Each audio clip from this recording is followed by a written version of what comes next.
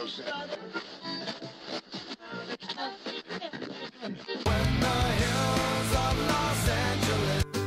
Angeles, I'm and most Hollywood nights.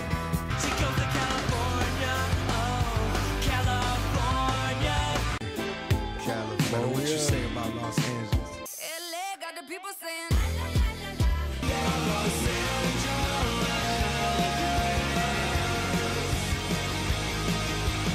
You're listening to Corner of the Galaxy on cornerofthegalaxy.com.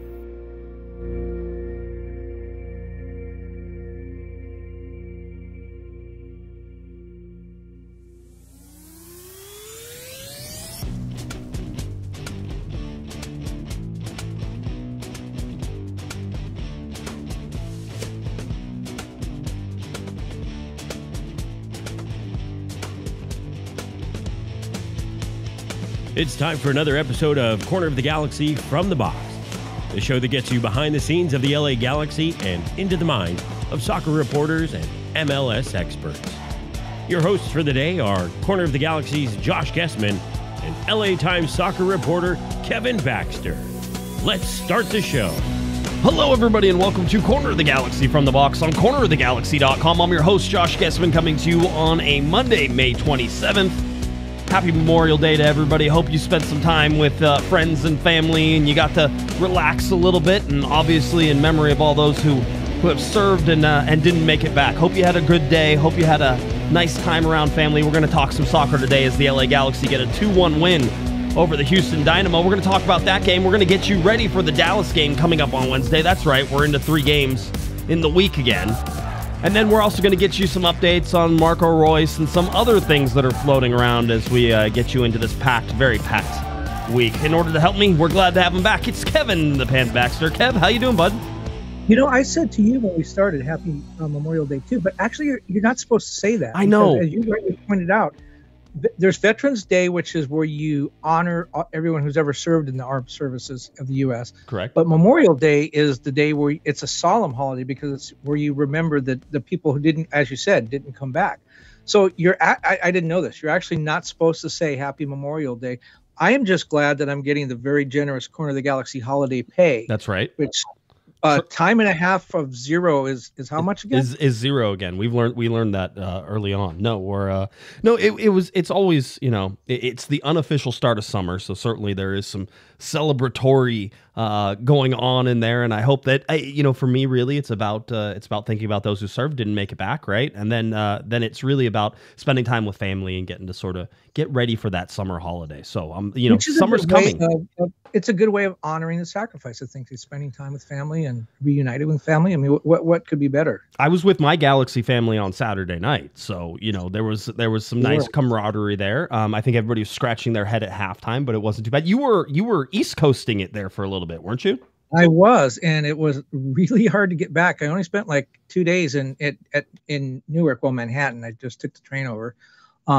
But getting back, thanks United Airlines, I had a couple of connections. I had 4 flights on this trip, and all 4 of them were delayed. The trip back was delayed by about 5.5 hours, so that was not good. Number 1 rated airline in the United States right now is Delta.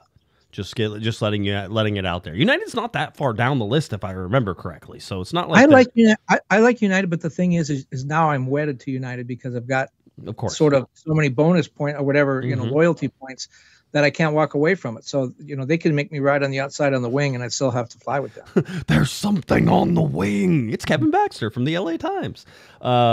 Anyway, so very good. I know you're going to have some reporting from us from your little trip east there, but you were there for a specific reason. And then, you got some other things around that, but you were there for the new U.S. women's national team coach was doing. Emma Hayes, she was great. We got to meet with her at the NWSL offices, but they did not have any room for us to work after we had interviewed her, and they said go to a coffee shop or something. And I thought, where am I going to find a coffee shop in the middle of Manhattan with Wi-Fi? It turns out they're on everywhere.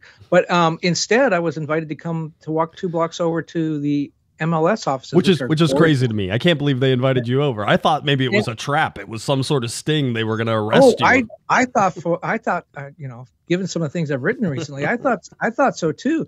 But I went over to the office. They couldn't have been nicer. There was a woman who's off on maternity leave, and she had an actual office with a door and everything, closed office. They let me go in there, close the door, work for a few hours, and then I get to spend some time with some people there. We'll talk about what I learned later, but much appreciate their hospitality. Beautiful offices. They've expanded now to 3 floors, and they soon will be moving down.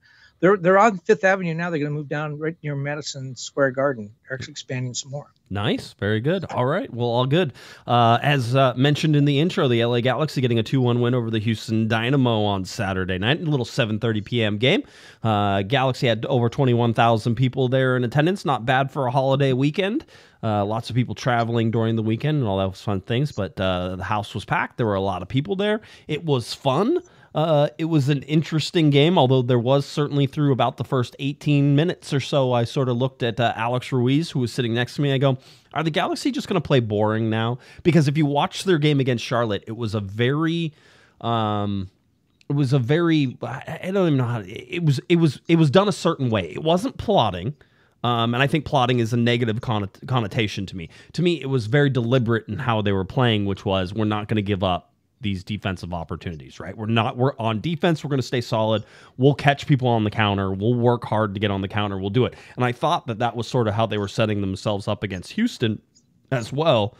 And that turned out that an errant John McCarthy pass turned that all on its head, and then the game really picked up. So I was interested to see how the Galaxy were going to play. I was interested to see how they were going to try to move without Joseph Paintsil again, playing at home. We've talked about how big these games are at home, Kevin, because really, if you're not winning your home games, I don't care if you're drawing on the road. You have to win games on the road if you're not going to win games at home, right? So there was a lot of, I think, pressure on this team, and I wanted to see how they were going to handle the pressure, because they all know they've been playing the majority of their games on the road. They all know that there is pressure coming on at home. They know that they're playing 4 out of the next 5 at home, and that these are games they need to win. So I wanted to see how they played in that. And overall, when you look at the result, I think you have to be pretty excited about how the Galaxy are playing. It's funny, you can say it, they were winless in 5, and now they're unbeaten in 5. What do you know? Just one win switches that right around, right? The whole deal. So well, they have a 5-game unbeaten streak now. I know a lot of those are draws, but only 4 teams in the league or better have a longer unbeaten streak. And you talk about plotting. Do you know when they came into that game this weekend, they were second in the league in possession. Houston is one of the top 4 teams in possession, and they actually had a better possession number than the Galaxy. Galaxy fell to 4th, but still, I had no idea the Galaxy are now a top 4 team. They were top 2 in possession. And what I wanted to say about McCarthy is, we've talked about this on this show before. I really like him, but he's a kind of a quirky personality, and that was a huge mistake, and he knows it. But that stuff is going to happen with McCarthy every once in a while. It's not a lack of concentration. It's not a lack of trying. It's just sometimes he doesn't see stuff or whatever. That's going to happen. That's just kind of, I've seen him play now for a number of years, and that's just kind of, that's just part of the furniture. That's just the way it's going to be. But what I really think happened in that sequence is, if you remember, the Dynamo were leading 1-0, then they came down just a few minutes later. There was another shot that McCarthy made a great save on, and then Yamane, who I know a lot of people are really high on Riqui Puig and the game he had, and Peck. I think Yamane was the best player on the field, and that definitely had his best game as a member of the Galaxy. Came in and made that miraculous clearance off the line.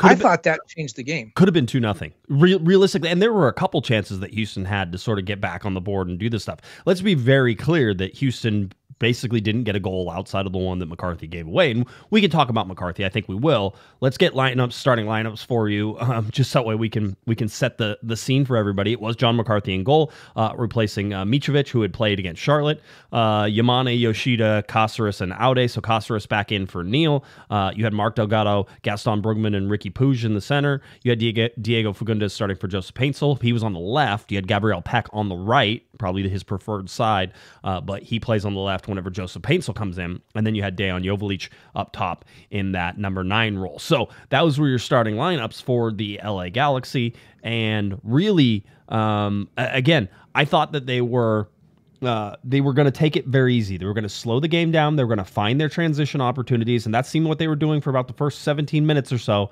And then it comes in the 18th minute when McCarthy gives that up. Now, Greg Vanney talked about McCarthy afterwards, and you know, it was all. I sort of had to bring it back because there were a lot of reporters in the press conference, Kevin, which is interesting because there isn't a ton, but there were a lot of reporters in the press conference. People are starting to pay attention to the Galaxy. Are a pretty good team this year. They are. I mean, third place right now in the Western Conference, 6th overall in the Supporters Shield. One of 3 teams who are undefeated at home. One of I don't know. It's only a handful of teams that's played a whole bunch of these games on the road. I imagine the 4 out of 5 will sort of readjust some of that. So you know, overall the numbers are more or less in favor of the LA Galaxy actually being an okay, you know, good team this year. So you're seeing that sort of play out, but I asked Greg Vanney about McCarthy afterwards. I said, you know, you had the McCarthy blunder. I know we've talked about you kicking the ball long, kicking the ball short. Like, you know, what do you want to do? And he was funny. He was like, he said, and I think people took it out of context. So I implore you to go back and listen to what Greg Vanney had to say about this particular situation because he has some points.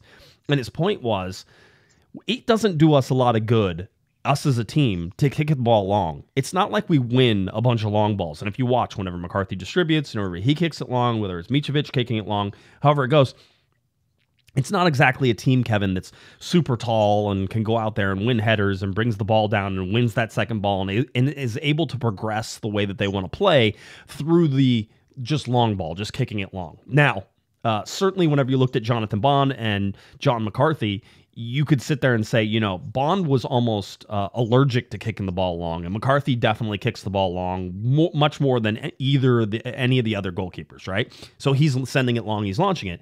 So Greg Vanney was like, I don't think it does us a lot of good to go long. He goes, but we put our guys in situations where they have to solve the problem. They have to figure out what the correct play is and what to do. And he goes, and in that particular play, he goes, I imagine if you go ask John again, he's going to tell you that he should have kicked it long. And maybe that was one he should have kicked it long. He was under some pressure doing the whole thing, right? And Houston trying to play some trap pressure, but I didn't think it actually bothered the Galaxy as much as it really should have. I thought Houston missed some chances to sort of take advantage. But Vanney's idea was, he goes, you know, the pressure is good for us a lot of times because we have guys like Riqui Puig or Gaston Brugman, the guys in the midfield who can break that pressure and turn it into something. This is how we build. We've talked about it before. The Galaxy are an incredibly direct team whenever they're attacking. They pass the ball a lot whenever they're not into that attacking mode, whenever they're setting up those attacks and doing those things. So overall, Greg Vanney was, I think, critical of John McCarthy in some ways, saying, you know, hey, you need to figure out when to kick it long, when to kick it short. And in this particular case, you may have gotten it wrong, but we want to play short. That's how we want to play, and we think that's better for our game. Well, I think, yeah, I mean, that's the way world football is going right now, playing out of the back. That's why you see guys, you know, like Edison at Manchester City, and you know, they're almost sweeper keepers now, where they're very comfortable with the ball at their feet. John McCarthy is not. And I think that's going to be something to watch going forward, because I think the more teams recognize that he is just not comfortable with the ball at his feet. He's not comfortable playing the ball at the back. You're right. I think if you look at the percentage of balls when you just kick it downfield, the percentage of balls, the percentage of times it stays with you, right, is very low. I think it's almost a turnover waiting to happen. So I think you're going to see teams really putting men on those defenders to cut down the passing routes for John McCarthy and make him think and make him pressure or make him kick it deep. If he tries to play it out of the back, we're going to have another situation like the Latif Blessing goal. If he kicks it down the field, great. You know, if you're the opposing team, then you get the ball back at midfield. So that's definitely something that the Galaxy are going to have to work on. But again, I think it also plays into their strengths as much as it's also a weakness, right? And you have to work on that with McCarthy, is that it also plays into their strengths. It allows somebody like Riqui Puig to get on the ball and break press and be able to play out of there. And then once you break that press, because they have numbers forward, you're able to progress up the field very quickly and get good-looking shots. So, you know, for me, yeah, it was a hideous mistake, and you really can't have him doing that. And I think if he continues down that path, I think Mitrovic is going to continue to get more and more looks. I don't think Greg Vanney is. You know, he's third in the league in saves. Who? McCarthy? Yeah, It doesn't surprise me. More shots than he has. Yeah, and as you rightfully pointed out, makes some really big saves. Didn't look that comfortable in this Houston game outside of that really big save that you were talking about not too long after the goal was scored. Could have been 2-0. Yamane with the save off of the goal line as well. John McCarthy with a really good save there. So we've seen that. We've watched them sort of play. For me, love seeing Aude play in this game. I thought there were some real standouts. I thought Aude played really well. I thought Yamane was my man of the match. I thought Riqui Puig was outstanding in this particular game. Gaston Brugman had some really bright moments as well. So, and by the way, I haven't even mentioned Gabriel Peck, a goal and an assist. A great header, assist from Yamane. On a play where Yamane drives to the line, he's able to cut his defender. He's able to kick it to the inside, and where Gabriel Peck, who was on that right-hand side, floats into the middle, and basically all of Houston decides that they don't want to mark Gabriel Peck. I think there were 4 Houston defenders in the box, and they all went towards Yamane whenever he broke through instead of somebody staying to guard Peck, and Peck floated in and got a great header in there that made it 1-1 before halftime, right? So you're sort of seeing this evolution. I think there's guys who are stepping up. Greg Vanney mentioned Miki Yamane stepping up and saying how that penalty kick against LAFC that he gave up that wasn't really a penalty kick really affected him, and he says now we're starting to see him play much more aggressive. Miki Yamane talked to us afterwards, which, by the way, he tried to answer some questions in English, which was awesome. He did a great job. Very, very base level where we're at, but the fact that he's trying means that he's feeling more comfortable. He's doing it, so I'm always going to give props to anybody who's trying that. Answered some other questions with the help of a translator, did a great job on those. So you're seeing Miki Yamane sort of come to the forefront of this LA Galaxy team. You're seeing guys like Julian Aude come into the forefront of this team and sort of developing. You're seeing guys like Gabriel Peck, who I said has a lot of pressure on his shoulders right now, Kevin, because of Joseph Paintsel being out and Joseph Paintsel having 9 goal contributions for the LA Galaxy. Now you're starting to see Gabriel Peck playing on that right-hand side sort of developing. So for me, you're seeing guys step up when they need guys to step up, and I think that's one of the most important things you can see. Well, and Peck has stepped up at home, by the way. The Galaxy, I think we talked about undefeated at home, 3-0-3. By the way, another thing with the Galaxy is they have 10 points from losing positions this year. Only 2 teams have done better. Austin has 11 and Inter Miami has 20. But speaking of Peck, he's started 4 games at 4 of the 6 games at home. He's started. He has 4 goals and 2 assists at home. Yeah. So, and you're going to get to it, the game-winning goal on Saturday. Spoiler alert. But yeah. Well, actually, Riqui Puig did, but he got the assist on that one right. as well. So, and that was a Gaston Brugman run straight up the center, able to shift out and find Peck, who was sort of floating. By the way, Peck on the right side to start the game, and then on the left side in the second half. Interesting that they switched up. He had a lot of chances. He had a couple chances on that left hand side to score some more. So you're seeing him develop a little bit. I thought overall the defense was good. Set pieces weren't a problem. There was a couple times when I think that Houston missed some really easy shots. And if you look at the expected goals and everything that was in that, I think the expected goals favors Houston by a pretty good degree, 2.5 to 1.4. But the Galaxy still very much in control of that game. I didn't feel like that game was out of control. I felt like down the stretch, the Galaxy were more than confident in sort of where they were and how they were attacking and how they were defending. I think they had a good idea of how they wanted to defend Houston. And listen, this is a team you should beat. If you're the LA Galaxy, you should beat Houston. So the 2-1 scoreline, and really it should have been maybe 3-1 or 4-2 whenever you look at some of the Galaxy chances that they certainly missed. I thought this was a really professional performance, and you see guys like Riqui Puig. By the way, we didn't even mention it. Riqui Puig going, I don't know what color the hair is. It's like brownish. Is it dirty blonde? But it's a different blonde. It's maybe got some red in it. The television camera plays tricks on us. We actually requested Riqui come talk to us after the game, and he declined that invitation. So hopefully we'll see him. He had to get his hair done. Yeah. I think that's Diego Fagundes rubbing off on him. Oh, you think it was like, hey, I got to compete with this guy's hair game over there. Should we go blonde, Kevin? Should we, frost the tips? I don't think that that's a good look on us. I was thinking about a mohawk. No, By the way, I forgot to tell you, you were speaking about Gaston Brugman earlier. When you look at this midfield, certainly Gaston is a great player and key to the Galaxy's success. But there's so many midfielders like Fagundes and Riqui Puig that are sort of fan favorites and people kind of latch onto. There's like an 8-year-old kid in my neighborhood the other day. I saw him at the park playing soccer with his brother. He had a brand new Gaston Brugman jersey on. which Sweet. I know. And I thought, like of all the players to pick. And so I thought maybe he knew him. You were South like, America hey, right. And I asked him, I said, why why not Puig or somebody else? And he goes, I really like him. I'm a midfielder. I like the way he plays. I want to play like him. Hey, so that was pretty cool. Pure footballer. Gaston Brugman exudes like football. Whenever you meet him, whenever you talk to him, he's just one of these guys. You're like, he must be a soccer player, right? That is absolutely.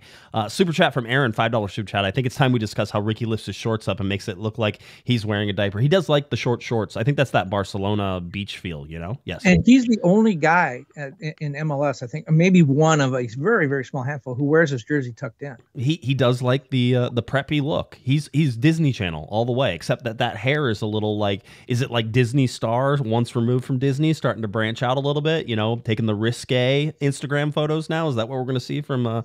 Riqui Puig? Is he starting to branch out into that Los Angeles stardom that's starting to come around? Starting to feel comfortable here. By the way, do you know that he leads the league in touches by a wide margins? Busquets is from Inter Miami is second, and it's like 150 touch gap now. Do you want to? Kevin Acevedo put out a tweet, and I captured it here. Riqui scored his 4th goal in 2024 in the 2-1 win over Houston. Puig has 4 goals, 8 assists in 14 games played this year, leading MLS in touches 1,471, completed passes 1,172, distance covered in possession 72.93 kilometers, and fouls suffered 40. I mean, listen. If the Galaxy can sort of float themselves into one of those top 2 spots in the Western Conference, and they can really make it clear that Riqui Puig is a force, you will be talking about Riqui Puig as an MVP candidate, because let's talk about his goal. Can we just talk about his goal? Go ahead. I was going to say one thing about his game is, I think you and I talked about this a lot. We were maybe not critical, but we were noticing that Riqui was kind of not playing very disciplined in the first few games of the season. A lot of backheel passes, no-look passes, really trying to be fancy, and it just wasn't working. And he was turning the ball over in really bad places. It seemed to me like a lot, forcing some shots. This was maybe the first month of the season. He's really settled down. You don't see any of that flamboyant stuff anymore. He can still do it, and he still will do it but he was forcing it before. He was trying to do that when the pass wasn't there. I think he's really settled down, and I think he's playing better than he ever has since he came here. He's sort of finding that next level. You want these guys to find next level. There's also, he hinted that there was good news coming. I think that was whenever he was talking to Apple after the game. And I think that good news is that the Galaxy will probably announce his contract extension. We know that it's been done. We just don't know what it is. So we'll see what that looks like and how that goes. Michael, $2 super chat, where Lucky Dynamo had a Wando moment. Go G's. That was the miss there, where I believe it went off of Caceres, and then, or maybe Yoshida, and then Yamane tried to clear it, and the ball was just sort of like being weird, and it bounced up, and Houston was about 2 feet from goal, and all they had to do was put it into the top of the net and instead hit it over. So that was probably the one he's talking about there. Yeah. You know what? I give McCarthy a little bit of credit on that, because I thought the same thing too. Like, the guy completely fanned on the shot, which he did. Mm-hmm. But if you watch the replay, McCarthy made himself really big. Right. And I mean, what you want to do there is just kick it into the net. The guy had to go over McCarthy. He was like, and just, way overcompensated. I'm going to give McCarthy a little bit of credit on that one. I thought he did a good job. I mean, Delgado did one of those as well. Had the half volley on the right side post and knocked it out onto Victoria Street. So there wasn't some great finishing there. Peck had one, but Steven, by the way, $5 super chat. The LA Galaxy starting to play like Italians, slowing the game down and making it a boring victory. Wins are wins are wins are wins. It does not matter how they appear on the scoreboard. It just matters that they are there. So that was certainly something there. I want to talk about Riqui Puig scoring the goal, though. And I went back and watched the highlights. It's really hard whenever we're reporting and we're doing stuff, and I'm trying to type out what happens so I can report it on Twitter. So that way people who maybe are not able to watch the game can get a little play-by-play from what I'm doing, maybe see what I'm seeing, that type of thing. So Puig got that ball. It was centered back by Peck. He has it. He has 2 guys who are coming to close him down. Now, usually you see guys wind up and really hit that ball. Riqui takes like a 50% swing at this. His foot only goes back like 2 feet because he knows he has no time. It looked like he pulled up. It looked like he stopped for just a second. He certainly hesitated. I don't know if he fully stopped, but I don't know whether he didn't think the ball was coming to him or the pass was supposed to go to someone else, but there was a hesitation there, and that might have helped the goal a little bit by throwing off the timing of the defenders and the goalkeeper a little bit too. The ball went megged. I don't know if it was Herrera. I think it might have been Herrera, but Herrera got megged, I think, on that as Peck put the ball back in, and you saw so whoever it was, whether it was Herrera or somebody else, they were trying to close their feet together as the ball was coming through, and it wasn't going to happen. The ball was going to go through their legs, and it goes through. Riqui gets it, and he's sort of like, oh, and then he has two guys closing him down from his right side. He knows they're coming. He knows that he could see them. So basically, it's just the foot only goes back 6 inches, and then he swings it forward. He still got, and people are like, power over placement. He did not lack power on it, but it was placed very well. Right in that corner, I thought that the goalkeeper was probably shielded from it. Never saw the ball leave his feet. Ball goes into the corner, and Riqui scores that. Such a professional goal whenever you look at the fact that he had no time. He knew the window was closing. He knew that he had to get that off, and that was after he got played in on a really good ball, I think, in the first half, where he got played in. He hit a shot. I think he thought that was going in. It was eventually, I think, saved by the goalkeeper on the near post. But he thought he had a really good one because he looked up and sort of had his hands on his face and was sort of like, "Oh man, this one might have come through." Right. So unbelievable finish. So smart, so quick. And it really sort of put the Galaxy at ease to be able to score when they did, to be able to control the game when they did. And I'll say it, I thought Houston was rather toothless down the stretch from there on out. The Galaxy scored in the 60th minute, and you can go back and watch that, and certainly Houston had their chances, but I thought the Galaxy were good, were compact. I thought that they were smart with the ball. I loved Gabriel Peck being the outlet, Kevin. I love that the Galaxy were like, wait for Peck to start running and then hit him in the open and then let him stretch out the field. And Peck, being that young guy, 23 years old, able to run and run and run and run. Giving Dan Stairs, making him tired for some of that game and the whole deal. So watching former LA Galaxy player there, Dan Stairs in there. So it really is, I thought it was a very complete and for the most part calming victory for the Galaxy. It was a fun atmosphere. I thought the game was a fun one to watch. Certainly in the last moments there was a little frantic, a little fun. Ben Olsen getting a little worked up afterwards and pointing his finger in Ricky's face, and Riqui not having any of that. That's totally Ben Olsen, by the way. Ben Olsen sometimes forgets he's not a player. I like his teams. I always have. They may not be tactically the best team, but God, do they try, and God, do they fight till the last minute. So Adam, by the way, $2 super chat. Did you guys see the Ben Olsen situation after the game? We saw it in the press room because Alex Ruiz was bringing it up on his phone, and we showed it to everybody we saw. That actually made Scott French then left the press conference because it hadn't started yet. He went around and actually talked to Ben Olsen and the whole deal. So, and what was the thing? I thought Olsen was upset that the referee blew the whistle when they were still in possession and attacking. It was supposed to be 3 minutes of stoppage, and it was into 3 minutes 30, 3 minutes 45. They had the chance. They were able to attack. They attacked. And then it was over. They turned the ball. You don't get unlimited time there. I don't know why Olsen was upset with that. I don't know. I'm sure if you're the Galaxy and you're losing in that situation that people would be frustrated with it. Be like, oh, we're still attacking. It's like, no. You had a chance to attack, and the ball got kicked back out. And then instead of sending the ball directly back in as soon as you did, you played the ball sideways a couple times. You can't just have unlimited time out there. So I thought Olsen was wrong in that situation. I thought that they gave more than the time that they should have, because at 3 minutes it was supposed to be over. That game ended at 3:45. By the way, the Galaxy got goals from the only two DPs that were dressed for that game. So those are the people you want scoring goals. That's why they're DPs. But if you remember at the beginning when Dejan got off to this great start, we talked about, so he has 6 goals after 6 games or whatever it was. And we talked on the show about, we're still, if he finishes with 15 goals, in other words, 9 goals for the rest of the season, that would be good. Right. And that's kind of what's happening a little bit. Dejan has 1 goal in his last 5 games and 2 in his last 8. He was injured for some of that too, though, right? I mean, that's right. So you can't. Right, and he scored against Charlotte. Or no, not against Charlotte, against Minnesota. Sorry, Charlotte was 0-0. Right. Against Minnesota. He scored against that. I think you're going to get goals from him on occasion. I don't think you're going to get goals from him every game, but I think that still lines up with what we thought. I think 15 is still probably the number for him. I don't think it's outside of that reach.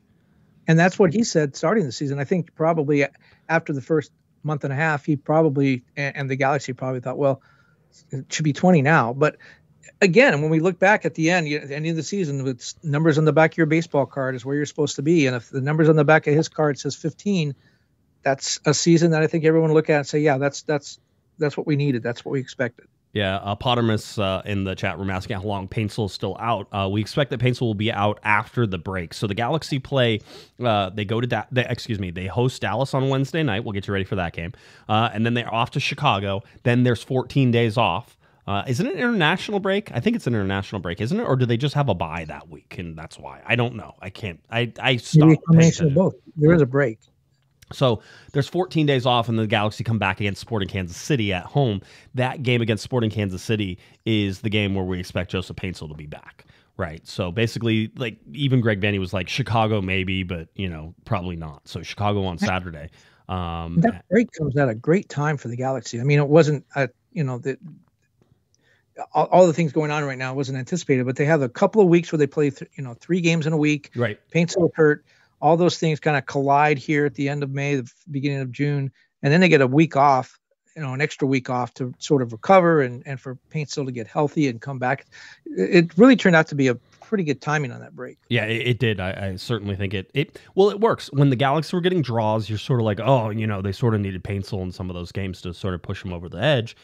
They're not getting that, but they're able to get the results. Now you get the win. Again, they're setting themselves up to be in a good position, but part of being in that good position is winning this next game at home against Dallas. That's what they've drawn up the plans for. So you can't sit there and say, oh, well, if you get a draw against Dallas, then it's okay. No, you're supposed to beat Dallas. Really, you probably should have beat RSL whenever you had RSL. Really good team. RSL has one of the longest, I think the longest unbeaten streak right now in Major League Soccer. So they're going off and doing something. By the way, the Galaxy were interrupted winning streaks, and they're in the midst of some of these unbeaten streaks, and they haven't lost any of these games, is basically what I'm saying. Charlotte has that shutout streak that continues on, and they're still winning games and playing well. You have RSL, who's unbeaten, I think, in 11 or 12. I can't remember what it was, but 11 or 12. And the Galaxy didn't lose that game either. They're playing some of the hottest teams. They went against Minnesota, who was a very good team and was playing very hot. They didn't lose that game. The fact is that there hasn't been a game this year the Galaxy have looked overmatched outside of the Austin game, and that Austin game was just a bad performance. I don't think you sit there and say, oh, well, Austin's a better team than the Galaxy. I don't think that's the case. We'll get a chance probably to figure that out here in a little bit more, but yeah. How many games did the Galaxy lost this season? 2. And how many MLS teams have lost fewer than 2 games? I would say none. That is correct. The Galaxy are tied for the fewest losses in MLS. And when you look at it, I mean, the Austin game was just a horrible performance, and they deserved to lose that game, and they did lose it, and they were never really in that game in a lot of ways. The other game, the LAFC game, and I think you can go back and look, and if some calls that maybe were a little questionable had gone the other way, they certainly get out of there with a draw. Now LAFC is unbeaten at home this year, and so you're talking about the Galaxy playing well against hot teams. Yep. That's another example of that. But that is a game that if things had gone a little bit differently, the Galaxy easily could have come out of that with a draw, and they'd have 1 loss. Yeah. No, I mean, both of the Austin game was the bad one, and other than that, the Galaxy really have been in every game that they played this year. Galaxy undefeated at home, LAFC undefeated at home, New York Red Bulls undefeated at home so far. Some of those have absolutely, especially New York and the Galaxy, they've had more away games than home games, so there's some of that's playing into it. But for the Galaxy, I don't, looking at the Dallas game on Wednesday, I don't expect them to lose that game. That's not a game you should lose. That's a game you should win. When we're looking at the numbers and stuff that we've sort of been paying attention to, again, the Galaxy and the DP, how important is it? Riqui Puig scores a goal. He's a designated player. Gabriel Peck, he's a designated player. Joseph Paintsel's out, but you get goals from 2 of your designated players. This chart matters, folks. 82.3% of the total available minutes so far, the designated players have played. That's huge, especially whenever we go back and look at some of the other years. In 2023, the LA Galaxy got 48.3, less than half of the total available minutes did the designated players play. All right, right now they're at 82.3%, which would be a record for as long as I've been keeping track, which is in 2018. All right, so that matters. One of the things I always check is the points are better, Kevin, right? Are you getting a point or better? Right now, the Galaxy are getting a point or better 86.7% of the time. That's a large number. MLS Cups in 2011, 85.3% of the time. It's also funny because MLS Cups don't necessarily always follow this. 2016, which was an interesting year for the Galaxy, was one of their highest, 82.4%. A ton of draws in 2016. They had 16 draws, right? And you don't want the Galaxy to fall into that sort of trap that is laid out for them. So you need more of that. Looking at some of the other ones, the home points right now, the Galaxy averaging 2.0 points per game at home. Their average is 1.87, so they're overperforming that number. We've already talked about it, but the Galaxy on the road, 1.44, overperforming their average of 1.18 by a considerable margin. And then the Galaxy have 13 points on the road in 2024, and they had 12 all of 2023. So again, we're seeing just the little ticks, the information that gives you. Now, Kevin, through 15 games, Greg Vanney tied for his best start through 15 games with the LA Galaxy, 25 points. He had 25 points in 2021. He had 24 points in 2022, and he now has 25 points in 2024. Having said that, the Galaxy have more than double the amount of points they had through 15 games in 2023. They had just 12 points through 15 games in 2023. You talk about the DPs. When you look at the scoring stats, so Joveljic leads the team with 7 goals, but then Riqui Puig, Gabriel Peck, and Joseph Paint, so the 3 DPs, they all have 4 goals each, so tied for second. And then if you look at assists, Riqui Puig leads the team with 8, Paint still has 5, Marco Delgado has 4, and then Peck 3. So again, you're not only getting minutes, but you're getting production, scoring production out of your DPs as well. Gary, by the way, $5 super chat. Any news on Garces? It's getting a bit concerning now. Also, thanks for doing this on a holiday. You guys are the raddest. I don't think it's concerning at all, Gary. Greg Vanney's talked about Garces. Garces is there. Basically, they're saying we want him to be comfortable in the defense of what his responsibilities are and what he's supposed to do. So when we put him out there, he's able to do what we ask him to do and not be like pressured into it. And the bottom line is, Galaxy, they didn't have any center backs, Kevin. Now all of a sudden they're flush with center backs. So there is no pressure to get Garces out there playing and starting. I think they will. I wouldn't be surprised if you see him this week, because I think you might see him on Wednesday night for a little appearance there, or maybe even against Chicago. There's going to be rotation. I think Greg doesn't rotate on Wednesday. I think he's going to rotate on Saturday against Chicago. That's my guess. Yeah. And by the way, thanks for the props. I'm only here for the holiday overtime pay. But I'd like to see, personally, I would like to see a little bit more of Jalen Neal. I mean, I know he's still coming back from the injury, but I would like to feel better about his health and his ability to go out there and play 90 minutes. I guess the Olympic team is now out of the question. It seems too close for him to make a bid for that. And that's too bad, because I was talking to him. He'll be too old by the next Olympics. And I was talking to him earlier late last season when he was coming back from the injury. And he thought, he was really looking forward to Paris, and he thought he even had a chance maybe to be the team captain going into Paris. And now it looks like something's going to have to change drastically in the next week to 10 days for him to even be in the picture for that. Yeah, hey, injuries. How do you say this without making it sound like it's a complete roll of the dice? Being a professional athlete is a complete roll of the dice for 90% of what's going to happen. We always talk about and joke about, do you want to play right wing for the Galaxy, and then Landon Donovan comes in and now you're never going to play that position again? We can say it in baseball even better. You want to be the shortstop behind Derek Jeter for the New York Yankees? Sorry. You may have been the second best shortstop ever to play the game, but because you're behind Derek Jeter, you're never going to see the field, right? Do you like all of these things? Injuries matter. Well, I'm glad that the Galaxy, though, and Jalen's part of this too. I mean, like I said, the Olympics got to be out there. I mean, maybe the injury is more severe than we've been let on to think. It's not. I don't know that there's any injury issues. There doesn't seem to be a lot of pressure like, oh, let's get back really fast and let's get on that Olympic team. It was like, he'll be back when he's ready to be back. And if it's back in time for the Olympics, great. If it's not, he's getting paid by the Galaxy. He'll be back to play for the Galaxy. And to your point, one thing I've always heard athletes say in every sport, it's universal, and it's something that I wish I could do, is they say, I can't worry about anything I don't control. Absolutely. If I can't control the starting lineup, so I'm not going to worry about it. I can't control the weather in Austin, so I'm not going to worry about it. I'm exactly the opposite. I worry about stuff all the time. I look at what's the weather going to be like on my next road trip? What time is my flight coming in? Is my flight going to be late? I worry about stuff all the time that I can't control. And for athletes, I mean, it's a very healthy attitude, I think, but it's something that's just beyond my comprehension how they can do that.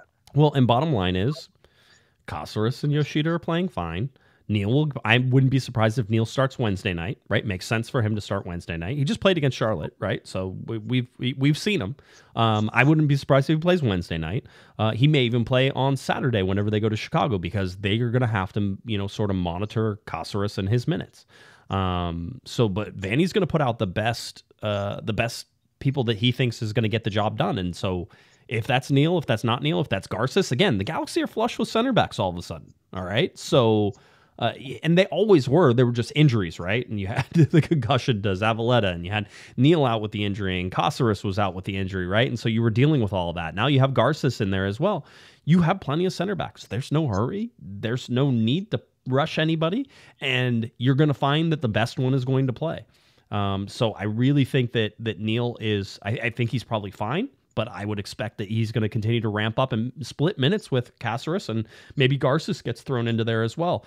The problem right now is that Maya Yoshida is the captain for the LA Galaxy. I don't see him coming off the field anytime soon. So I think that there's, 3 guys really who are playing for that other center back spot right now. And that's a good problem to have for the Galaxy. This is called depth, ladies and gentlemen.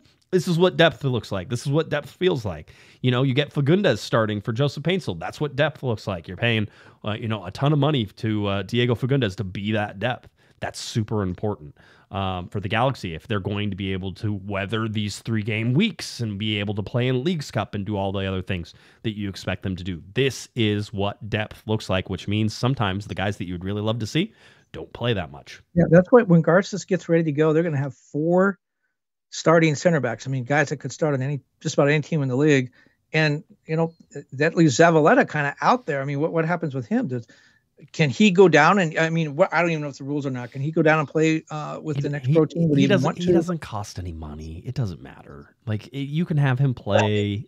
I mean, he's got to play. I mean, I guess Leagues Cup, a lot of these guys will play, but you want to have your guy sharp. You just don't want to, if something happens and he's got to rush in, he hasn't seen the field in 6 weeks. You don't want that. But at the same time, you're 4 deep on center backs. I don't know. Your 4th guy isn't going to get minutes. That's just life. That's, the 3rd guy doesn't get minutes. 5 guys. Yeah. I mean, but you're just... The 4th-string guy ain't going to get minutes. That's how it works, That's the way the cookie crumbles in a lot of this. So anyway, we'll keep an eye on the center back situation as that continues.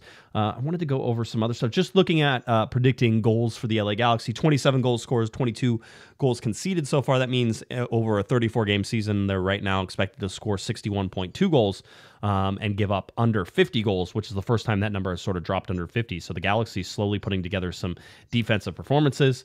Everybody's favorite chart looking at May, 4 draws and a win, looking to close it out as an undefeated May with 2 wins on the end there that would really put the LA Galaxy probably over that 1.5 points per game average, which would be really, really good whenever you look at 6 games in a month to average 1.5 points per game. So let's see if the Galaxy can do that with the game coming up on Saturday night. I'm trying to think anything else. This is my concerning one. I asked Greg Vanney about this. I asked him about McCarthy. I asked him about this. The LA Galaxy now, in their last, I believe, 6 games have failed to score the first goal. Now, 2 of those are 0-0 draws. But in the last 6 games, the Galaxy has failed to score the first goal. The last time the LA Galaxy scored the first goal was at home in the win against San Jose. Okay, that was it. When the Galaxy score first, they're 4-0-2. When they allow the first goal, they're 2-2-3. The fact that they're 12 goals for and 12 goals against whenever they allow the first goal is something. The fact that they have 2 wins and 3 draws, so 5 times when they have allowed the first goal, the LA Galaxy have gotten a point or better. That's nuts. That's a really, really good record whenever you look at what happens whenever you allow the first goal. But that's a nasty trend to get into, Kevin. You do not want to keep allowing this to happen. You have to turn that around. Against Dallas, you have to score first.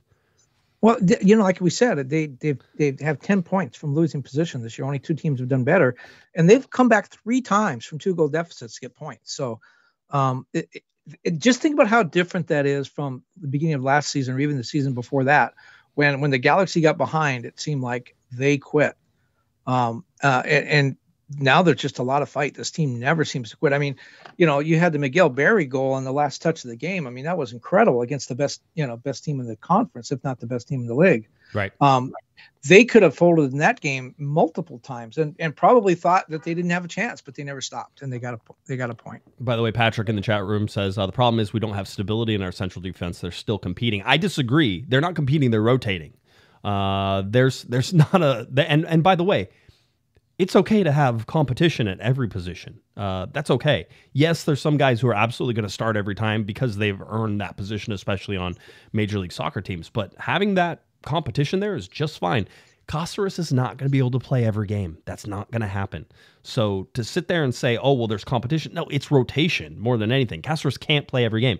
Neil knows that he's going to be playing in there. If he gets pushed by Garces, that's great too, right? So that's a positive for me, not a negative. There's plenty of stability on that defense right now with Yamane, Aude, and Yoshida, and they're only rotating one person. Well, you talk about that competition. Omar Gonzalez told me when he got traded, when the Galaxy transferred him to Mexico, he said, I was one of the best players in the league, and I knew I was going to start, and I took most of the workouts off. I just didn't pay any attention because I knew I was going to start. There was no reason for me to have to hustle. If I wanted to and Bruce would be on me and Dave Sarachan would be on me, but I didn't care because I knew I was going to start. And he said, I lost maybe 2 seasons. I could have been much better if I had applied myself. And he said, you go down to Mexico and you don't get a chance to take a practice session off, even if you are the best player. The coaches notice and you don't play the next game.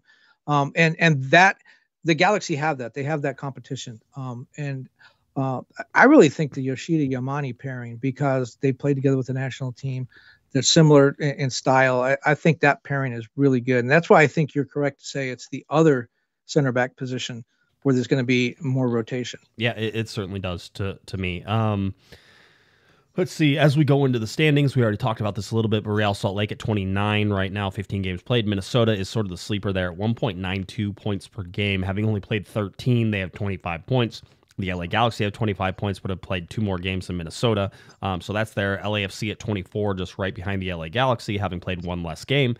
You have Austin right now, who's sitting there with 23 points, which is surprising. Colorado at 22. There were some wild and wacky games over the weekend.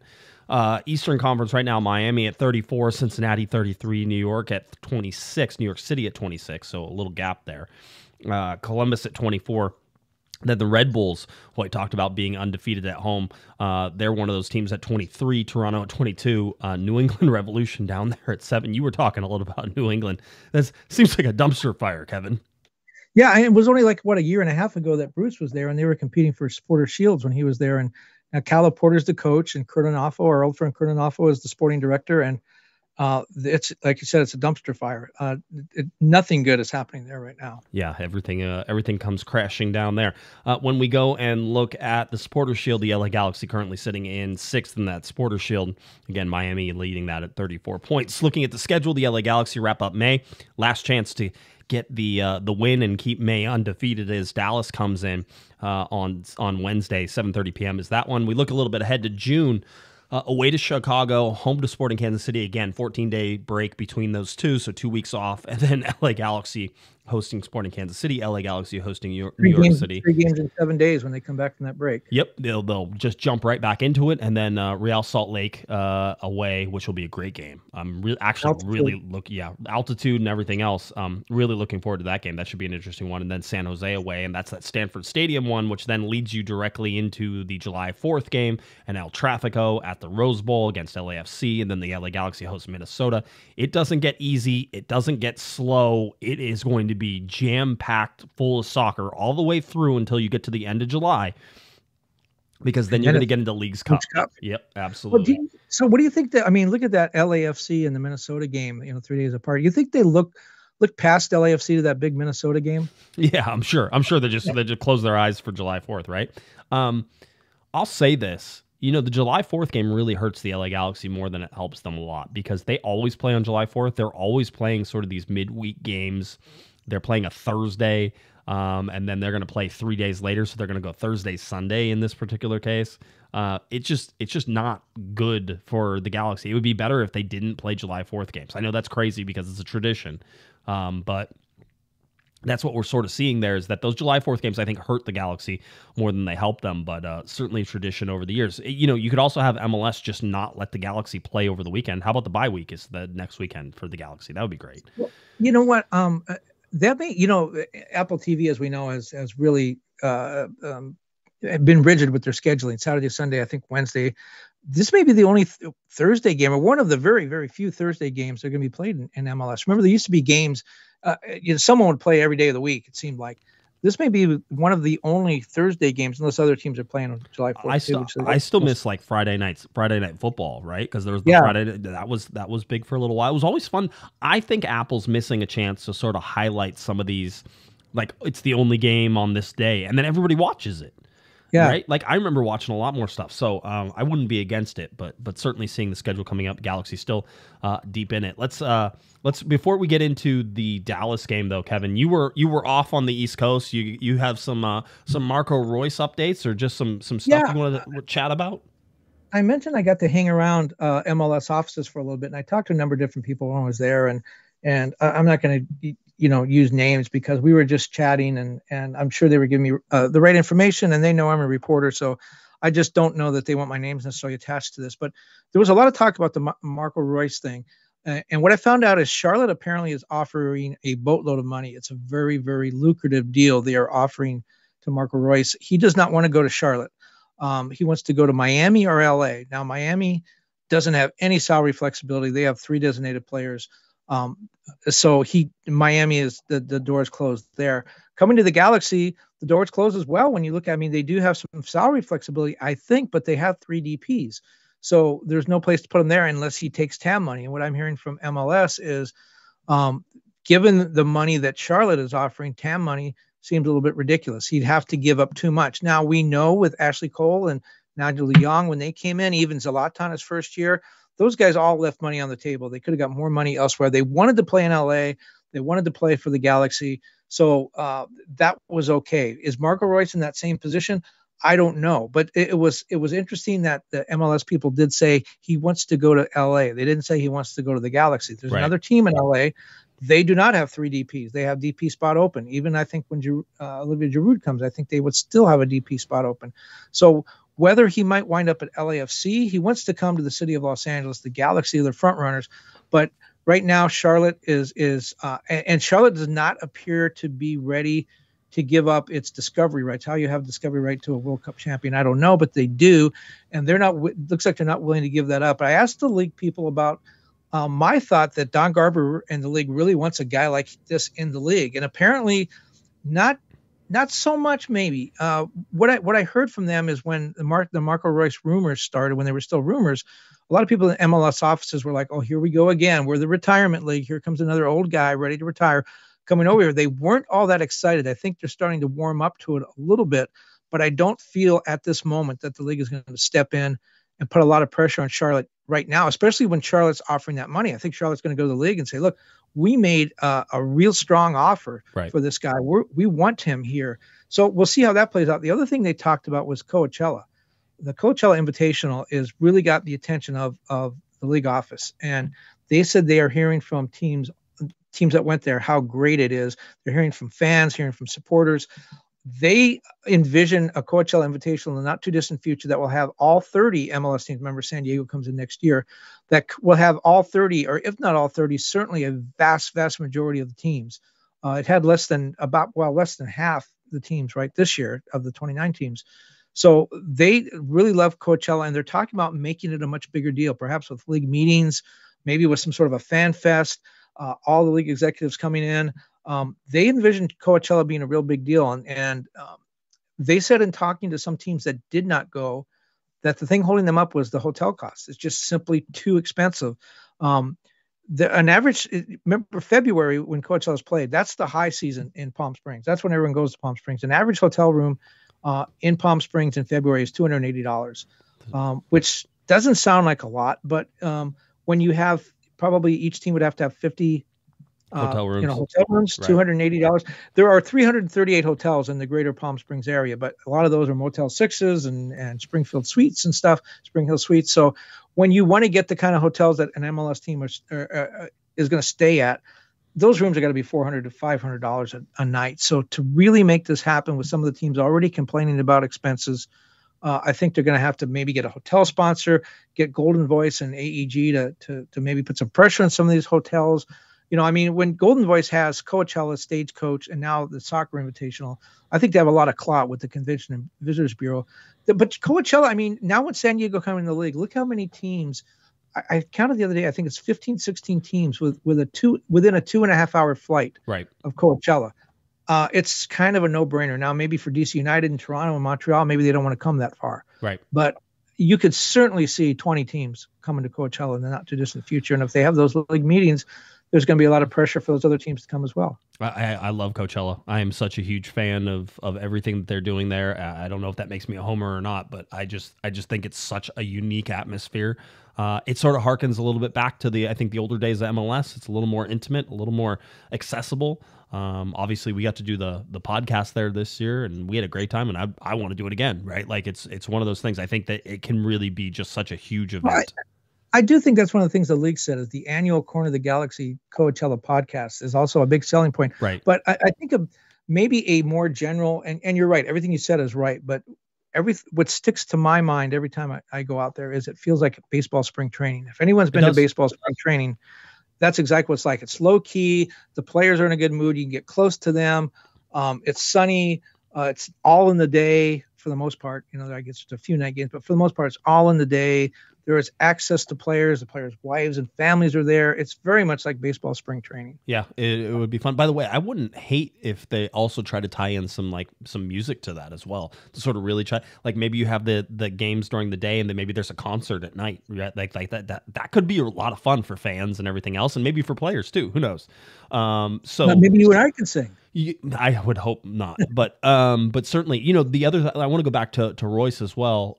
Just to again sort of double up on some of the reporting that's been done. But Tom Bogert reporting that Charlotte would want a significant amount of money to give away the discovery rights, and saying that Charlotte has made a significant offer to Reus would then indicate that they are expecting a significant amount of money to come. The record, I believe, is Paul Arriola, $500,000 to the LA Galaxy whenever he went to DC United for discovery rights.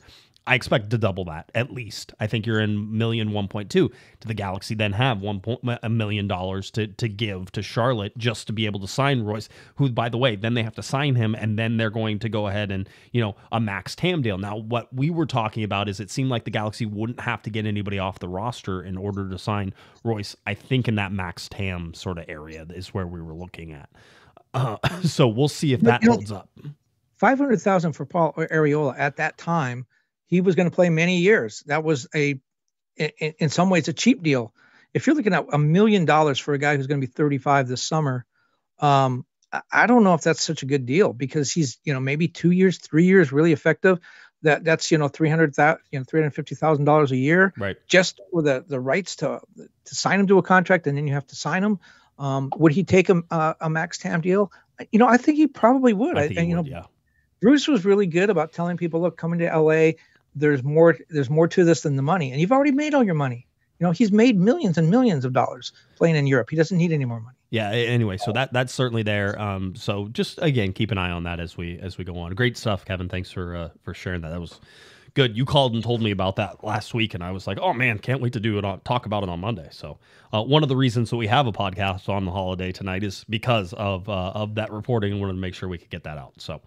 That's pretty good. Are you ready, just real quickly, to sort of talk about this Dallas game? Because, listen, we're not going to get crazy on it.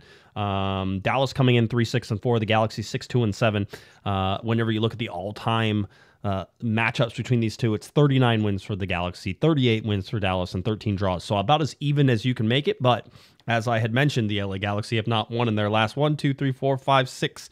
Is that? Let's see. Okay, that's that. Yeah, it's 6. Their last 6 games, basically, or at least it was 6 games ago that the LA Galaxy finally got a win at home against Dallas, 3-1. That was July 7th, 2021, whenever they did that. That was one of those post-July 4th games, 3 days afterwards, right? So that's whenever the Galaxy were able to go in and actually win that game. Otherwise, they, if you look at the games that they played at Dignity Health Sports Park, 2-2 draw, 1-3 loss for the Galaxy, and then a 4-1 loss to Dallas. Last time they played them on October 21st, 2023. I believe that was the last game of the season for the LA Galaxy, if I remember. Yeah, correctly. the wheels had come off the wagon by then. Every time.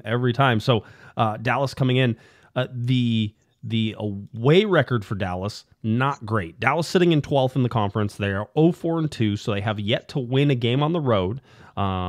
Just 2 draws overall. They are coming off a 3-3 draw where they played Real Salt Lake, and they were winning 3-0.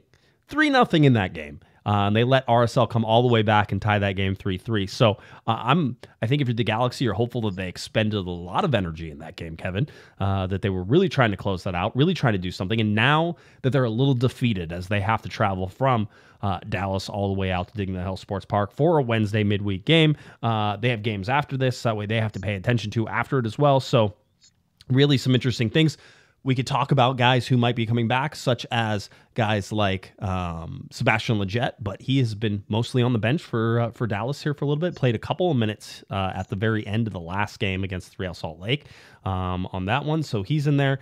You talked about Paul Arriola. There he is, Paul Arriola. That's probably one of the biggest names you're going to get for Dallas right now. Musso, their striker, as well in there. Some Delgado, some Delgado, some Farfan, some Gonzalez, right? So there's a lot of things going for Dallas here, but I'm going to make this simple. You don't need to know how Dallas plays. They certainly have the ability to score goals. They certainly have the ability to transition quickly. I think the Galaxy need to be careful of that. But this is going to be very simple for where the LA Galaxy sit, from where they are third in the Western Conference, for where Dallas is in that Western Conference at 12th, for where this game is being played at home, in the time it's being played midweek. There's zero reason the LA Galaxy shouldn't win this game. So, well, and the Galaxy are home. They stayed home. Dallas had to travel. By the way, Dallas will be here all week because they play LAFC next weekend. Correct. So they will spend the week in Southern California. But man, you know what? When you read out those records, Dallas winless on the road, and the Galaxy haven't lost at home. There's just something about that just seems like, oh well, here it is. This is it. The spell's going to break. Yep. Yeah. I mean, that's the roulette. That's Josh's roulette theory always, right? If it keeps coming up red, eventually it's going to come up black. Those are 2 colliding there. They haven't lost at home, and Dallas hasn't won on the road. It's like those are 2 things that seem like they're going to collide together. But Dallas isn't a horrible team. The standings certainly put them in that lower case, but I watched them play against the best team in, I think, the Western Conference right now, Real Salt Lake.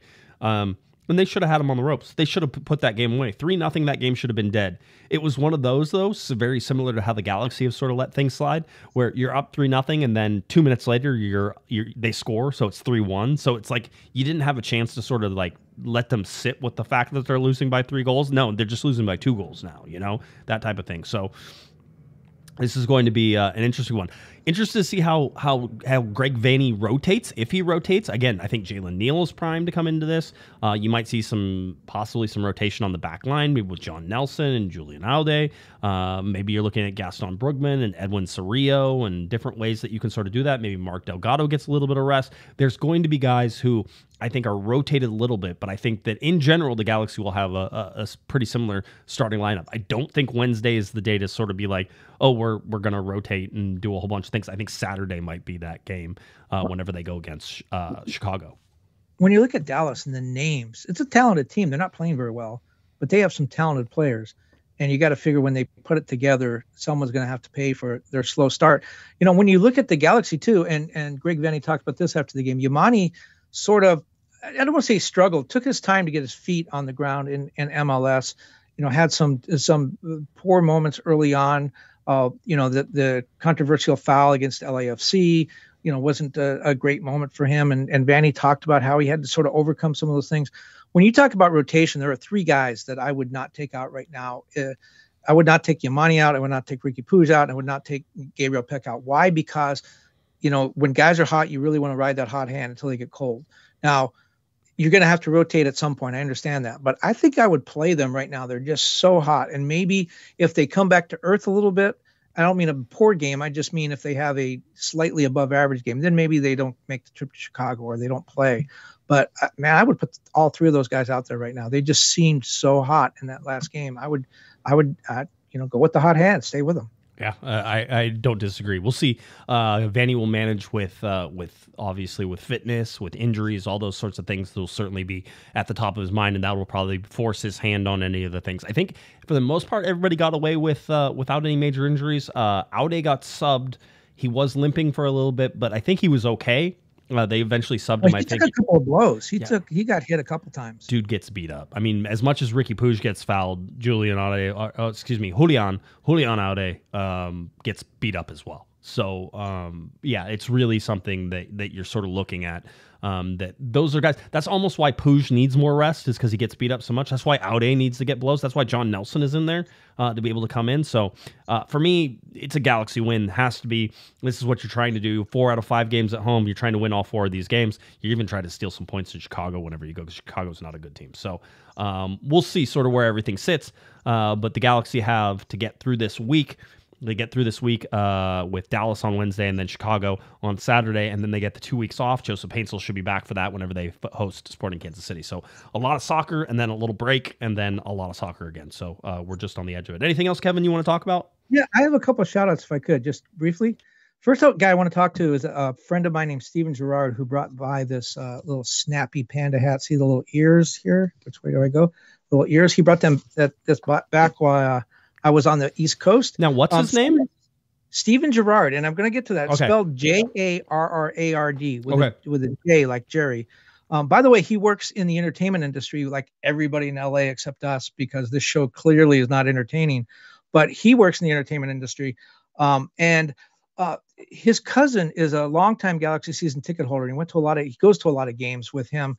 And he said there was one time he came to I think it was a season ticket holder event, and he came up to the parking kiosk, and the parking guy was kind of like half asleep and said name, and he said Steven Gerard, and the guy perked up and put a little sticker on his car and pointed him toward a security guard, and they made him go all the way around the stadium. He got to park in the players lot because they thought he was another Steven Gerard. Right. So we talk a lot about soccer, about the Galaxy. He's a great guy, and brings me by the panda hat, so shout out to him. The other person I wanted to shout out to is another longtime season ticket holder and a listener of the pod, Laura Stribling. She, more important than the fact she's a Galaxy fan or a season ticket holder, she's a playwright and a director. And she invited me to come see her latest work, which is called Singularities or the Computers of Venus. It's playing at the Road Theater in North Hollywood. Last week, it ends this next weekend. She apparently could tell from listening to the pod that I am a cultured and refined person, and so she invited me out. How would she mistake that? I'm clearly like the musical theater person. I'm clearly that person. You are like, yes, but not as much as me. I just had to point that out. I'm a culture vulture. By the way, you should know. You may know this. I'm at my time at the LA Times for my second stint. The first stint, most of it was spent working in the old calendar section, the entertainment section, as an editor and a page designer for much of that time. But I ended it as an entertainment writer. I covered mainly Spanish language TV and radio, but did some other stuff. And then I went to the Miami Herald, where I was the editor of the arts section. Oh, wow. You are visual fancy. art, theater, the classical music. I'm a big classical music guy, as you can tell. So anyway, Laura invited me out to see this show. It's a very provocative show. It finishes its run next weekend. If you get a chance to go out, I think you would enjoy it. Laura, again, is a big Galaxy fan. That's how we got to know each other.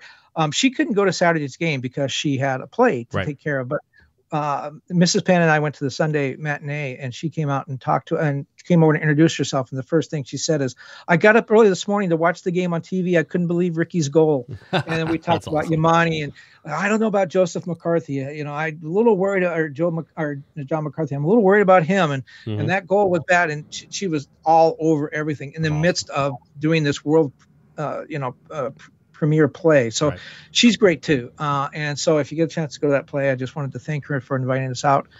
It's amazing. Galaxy fans are everywhere. Yeah, it very is. By the way, it was Gary says, quick, Josh, what's your favorite play? My favorite play, let's see. Straight play is The Importance of Being Earnest. Always a big fan. If we're talking about comedy, I'm going to go Noises Off. Again, I think I lean a little towards the English side of things, which is fun for me. And then if you're talking about musical, Once, by far, Once. That's my favorite. So those, yes, just off the top of my head. I like very small playhouses, 300 seats or less. There was one in Miami called Gable Stage. They did real cutting edge stuff. I don't want to see Broadway revival. I want to see the new cutting edge stuff. And so Gable Stage was amazing. I loved going there when I was the Miami Herald's arts editor. And I actually saw Oscar Isaac. You know, he's was nominated for Academy Award recently. He's a big Hollywood actor. I saw his stage debut. I think he was 17, and he played the lead in a play called Sideman. And he was amazing. And you just look at it and said, he's not going to be here long. He's going to be somewhere else. My sister used to work at a small theater, the small regional theater here in Orange County, South Coast Rep. So I would get to go to a lot of plays and stuff like that. There was one there, and you talk about, they have a small theater, which is like the 300, and it's like you get to see world premieres, all that fun stuff, like really, like you said, cutting edge on the front of it.